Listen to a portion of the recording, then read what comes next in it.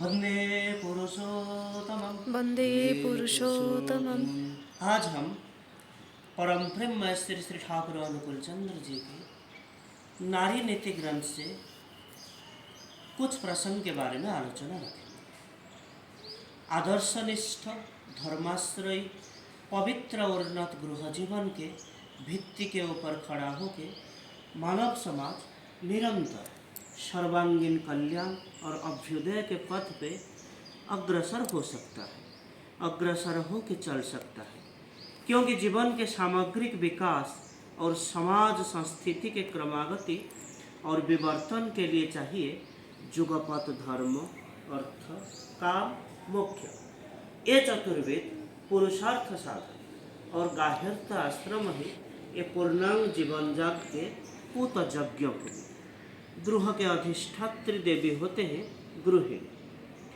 गृह रचना के सूत्रपात विवाह से होता है। विहित विवाह गृह मंदिर में उद्वर्धन और सुप्रजनन को ही सुप्रतिष्ठित करता है। संसार आनंद के निकेतन हो उठता है, लेकिन व्यत्ययी विवाह और उसके फल होता है ठीक उल्टा।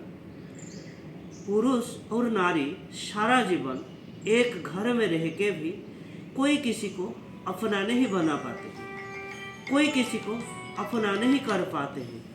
व्यर्थता और तिक्तता के जाला में जल के राख होके मरते हैं। क्षोभों में, दुख में, आक्रोश में बेवजह आघात करके प्रत्युत्तर में मर्मन्तुद आघात भी पाते हैं, और इस भाव से अशांति उल्लंफी हो चलता है, और इसकी वजह से जीवन और जनन उत्कर्ष के संधान ना पाके हताशा, अवसाद और अपकर्ष के गोद में ढल जाता है।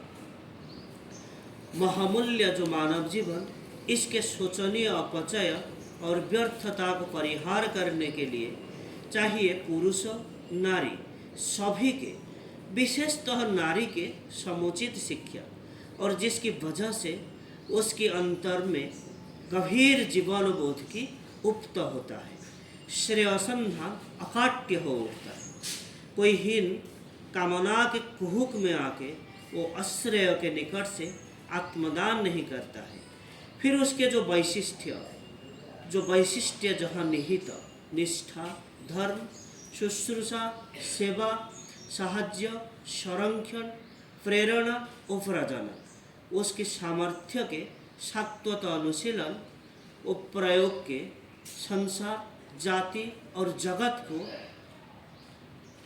अमर तीर्थ में, अमृत तीर्थ में परिणत करके जीवन को सार्थक और मधुमेह बना सकता है। दुहिता, भगिनी, जाया, जननी, गृहिणी, ऐसे नाना रूप में जीवन के नाना अध्याय में नारी के जो शिक्षणीय, करणीय, उसके कोई अंत नहीं। वो सबके टेक्निक, वो सबके हर एक व्यापार में परम प्रेम में श्री श्री ठाकुर नारी नीति ग्रंथ में परिवेशन किए हैं, और इस पुस्तक के श्रुति लिखन और पांडुली प्रणयन में सहायता किए हैं पूज्य श्रद्धेय श्रीयुक्त पंचानंद सरकार दा।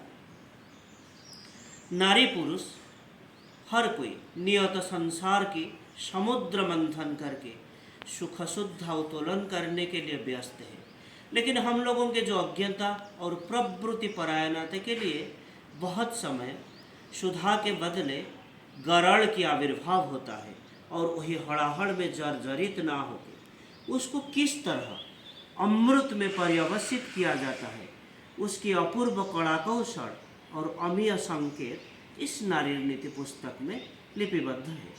तो ऐसे कुछ प्रसंग को लेके हम आलोचना रखेंगे।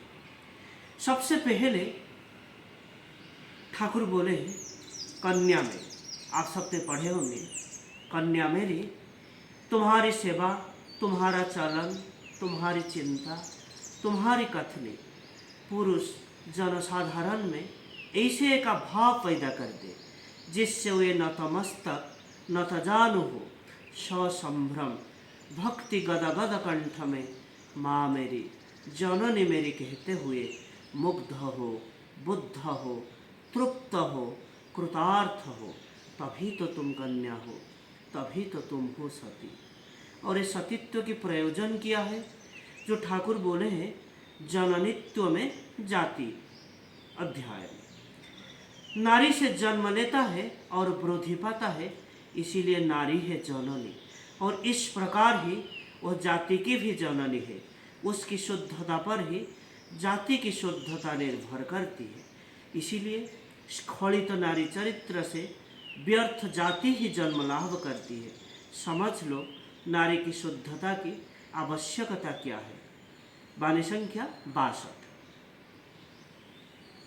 तो आज के लिए इतना ही। वंदे पुरुषोत्तम। वन्दे पुरुषोत्तमम्। जय।